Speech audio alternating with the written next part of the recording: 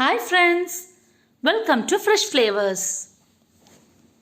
இன்னைக்கு நம்ம சேனல்ல ஒரு தோசை ரெசிபி பார்க்க போறோம். பச்சை பயிறு தோசைன்னு சொல்லலாம், இல்லனா பெசரட்டு அப்படினு சொல்வாங்க. இது ஆந்திரால ரொம்பவே ஃபேமஸான ஒரு தோசை ரெசிபி.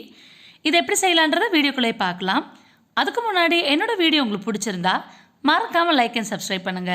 வாங்க வீடியோக்குள்ள போகலாம். இன்னைக்கு இந்த தோசை செய்யறதுக்கு நான் வந்து 1 கப் பச்சை பயிறு எடுத்துர்க்கேன். 1 கப் பச்சை பயிறு கூட 2 டேபிள் ஸ்பூன் பச்சரிசி எடுத்துர்க்கேன். பச்சரிசி இல்லனா புழுங்கல் அரிசி எடுத்துக்கலாம், அதாவது சாப்பாடு அரிசி எடுத்துக்கலாம். இது மினிமம் வந்து 8 மணி நேரம் ஊறணும்.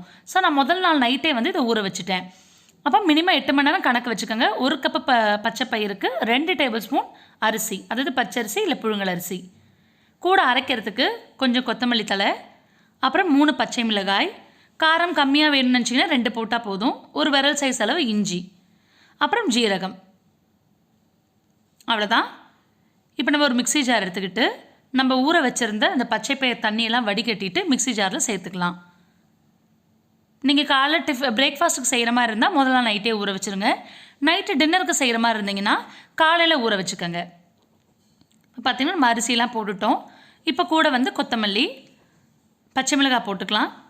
பச்சை மிளகாய் இந்த காரம் கரெக்டாக இருக்கும், பட் உங்களுக்கு வேண்டாம்னு நினச்சிங்கன்னா இன்னும் ஒரு பச்சை மிளகாய் கம்மி பண்ணிக்கோங்க.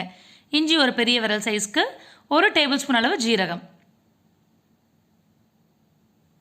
இதெல்லாம் சேர்த்து நல்லா கொஞ்சம் தண்ணியை ஊற்றி, ரொம்ப தண்ணி ஊற்றிட்டாதீங்க ஆரம்பத்தில், இதை அரைக்கிற அளவுக்கு தண்ணி ஊற்றிட்டு அப்புறம் நம்ம சேர்த்துக்கலாம். தேவைக்கேற்ற மாதிரி உப்பையும் போட்டு நல்லா ரொம்ப சாஃப்டாக அரைக்க வேண்டாம், ஒரு 95% அரைச்சிக்கணும். பாருங்கள் நான் காட்டுறேன் எப்படி அரைக்கணும்னு சொல்லிட்டு. அதாவது ரொம்ப நறுநறுன்னு இருக்கக்கூடாது, ஒரு 5% கம்மி பண்ணிக்கிட்டா போதும். நம்ம சாதாரணமாக அரைக்கிறத விட இந்த மாதிரி இருக்கணும் கன்சிஸ்டன்சி. இப்போ நம்ம மாவெல்லாம் அரைச்சாச்சு, அதில் தண்ணி போதுமான அளவுக்கு இருக்குது, உப்பும் கரெக்டாக இருக்குது, செக் பண்ணியாச்சு. இப்போ நம்ம தோசை ஊற்றிக்கலாம். ஒரு கரண்டி மாவு எடுத்து பொறுமையாக நீங்கள் வந்து சுற்றி விடுங்க. நான் ரொம்ப தின்னாக சுட மாட்டேன், எங்கள் வீட்டில் பிடிக்காது, அதனால் நான் கொஞ்சம் திக்காக ஊற்றுறேன். நீங்கள் நல்லா தின்னாக அந்த தோசையை ஊற்றுனீங்கன்னா ரொம்ப கிறிஸ்பியாக சூப்பராக இருக்குங்க டேஸ்ட்டு சாப்பிட்றதுக்கு. ஸோ நல்லா மெலிசாக போட்டு நல்லா முறுமுறுன்னு சுட்டு எடுத்திங்கன்னா ரொம்ப டேஸ்ட்டாக இருக்கும். இப்போ நம்ம ஒரு பக்கம் வெந்துருச்சு, இன்னொரு பக்கம் தண்ணி போட்டுக்கலாம். இதுலேயே நீங்கள் பார்த்தீங்கன்னா மேலே வந்து பெரிய வெங்காயம்லாம் வந்து கட் பண்ணிவிட்டு, பெரிய வெங்காயம், பொடி பொடியாக நறுக்கின இஞ்சி, அதுக்கப்புறமா வந்துட்டு கொஞ்சம் கொத்தமல்லி தழை, இதெல்லாம் வந்து பொடி பொடியாக கட் பண்ணது. வெங்காயம், இஞ்சி, கொத்தமல்லி இதெல்லாம் பொடி பொடியாக நறுக்கிட்டு இந்த தோசை இப்போ நம்ம ஊற்றுறோம் இல்லையா, இந்த ஊற்றி முடித்த உடனே நீங்கள் மேலே வந்து தூவி விட்டுட்டிங்கன்னா அதை வந்து அது இன்னொரு டைப் ஆஃப் பெசரட்டுன்னு சொல்லுவாங்க. ஸோ 2 டைப்பில் பண்ணுவாங்க. ஒன்று இந்த மாதிரி பிளெயினாக பண்ணுறது, ஒன்று மேலே வந்து டாப்பிங்ஸ் போட்டு செய்கிறது. டாப்பிங்ஸ் போடுறத விட இதுவே உங்களுக்கு சூப்பராக இருக்கும். உங்களுக்கு அப்படியும் வேணால் நீங்கள் அந்த மாதிரியும் செஞ்சுக்கலாம்.